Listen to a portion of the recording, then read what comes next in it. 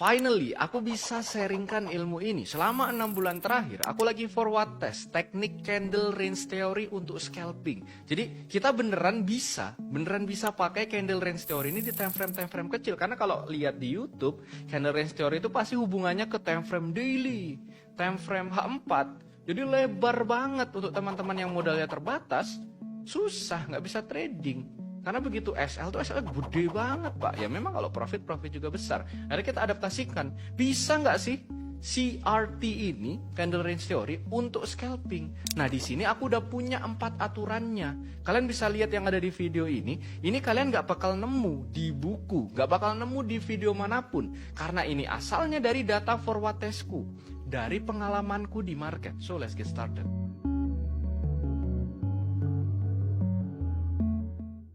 Hal terpenting dari teknik CRT itu adalah spread harga, Pak. Karena itu musuh kita. Kita manfaatkan cuma per candle gitu kan. Nah, sementara kebanyakan broker itu curangnya pasti di spread. Jadi hal yang kita takutkan justru itu banyak celahnya di broker. Nah, 6 bulan kemarin itu jujur aku nggak cuma forward test CRT-nya doang, Pak. Tapi aku forward test ke broker juga. Ada 3 broker yang persentase curangnya itu kecil. Bahkan kita sampai persentasekan. Kalian bisa lihat di sini ya, ada listnya. Itu Finex. Ini gue sebut aja nama brandnya karena memang positif.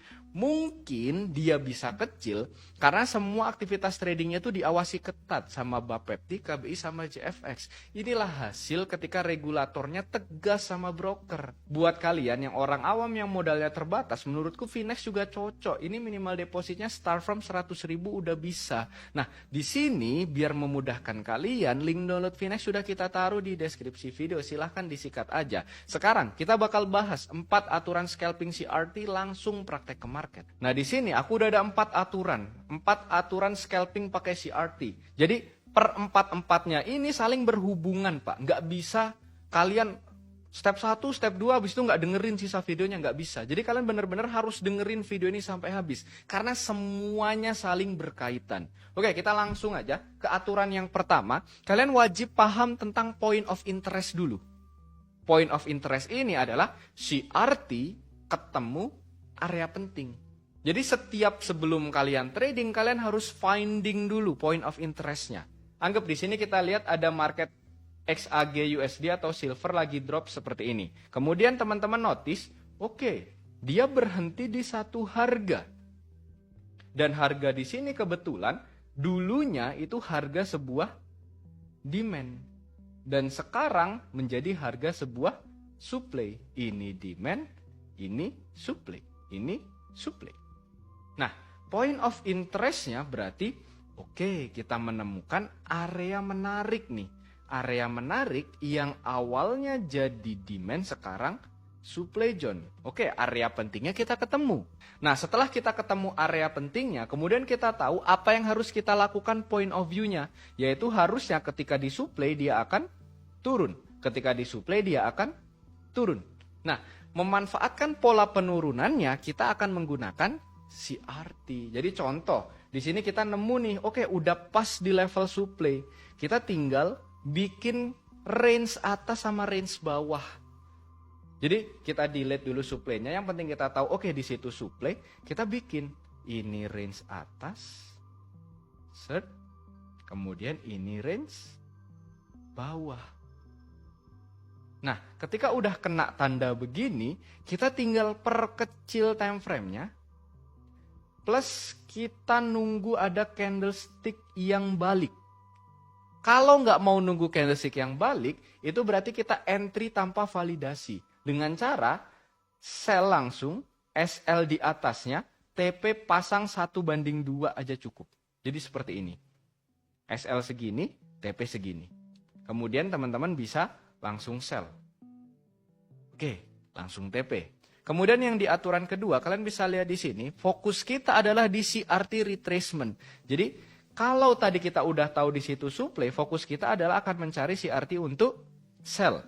Jadi, ketika nantinya market ini terus turun, kita nggak akan ambil. Kita nunggu ada retrace.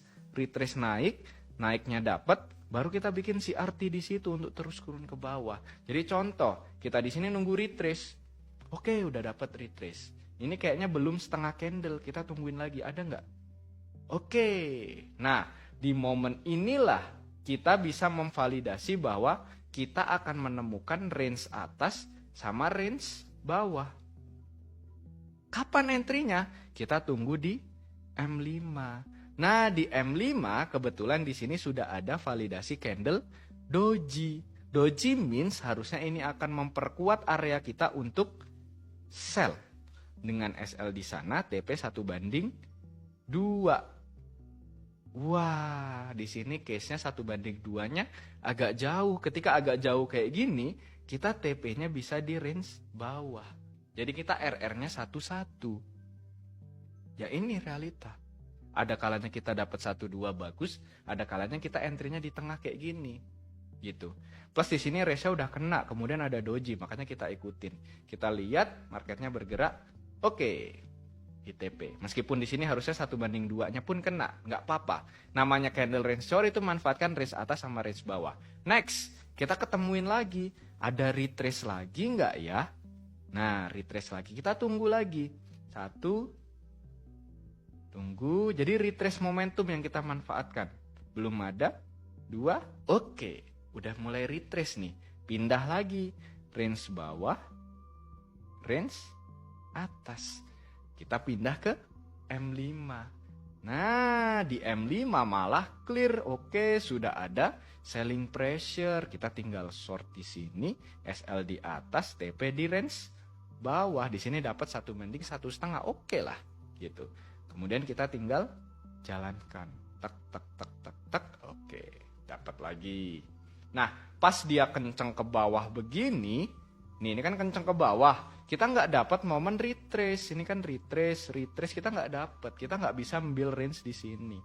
Karena fokus kita adalah drop ke bawah. Nah, jadi kalau mau diterusin, ini diterusin terus untuk teman-teman belajar backtest ataupun belajar strategi baru, ini wajib ada retrace. Belum ada. Ini mulai terbentuk. Nah, di sini bisa di-range-kan. Tapi aku jujur kalau 2 candle begini terlalu menyeramkan. Kita tunggu lagi. Nah, inilah candle range teori yang kita bisa ambil. Ambil itu, ambil ini. Mau dari wick boleh, mau dari badan boleh. Lebih baik wick ketemu wick, badan ketemu badan. Oke, setelah itu kita tinggal ke M5 lagi. Wah, ketemu doji lagi. Berarti kita short di sini, kita SL di atasnya, TP kita 1/2. Kemudian kita jalankan. Oke, jadi kayak gitu Pak penerapan candle range teori tadi. Jadi terus kalian ikuti, dapat retrace sell, retrace sell. Ini kelihatannya gampang karena gua replay. Yang gua mau di sini bukan soal gua jago atau enggak, bukan itu, bukan itu yang kita cari, bukan. Tapi pemahaman kalian tentang candle range teori itu dapat. Ingat aja 4 aturan ini. Jadi dari yang pertama point of interest dulu, area penting, setelah itu baru bikin CRT. Setelah bikin CRT kalian tahu high time frame sama low time frame. High time frame pakai M15 untuk bikin CRT, tapi harus dikenain area penting. Kemudian low time frame untuk validasi entry. Poin yang paling penting itu risk to reward. Kalau memang nggak dapat 1/2, 1/2, 1/1,5 it's okay. Asal dari range atas ke range bawah. Seperti ini penjelasan clear dari candle range theory. Semoga teman-teman bisa langsung dipraktekkan.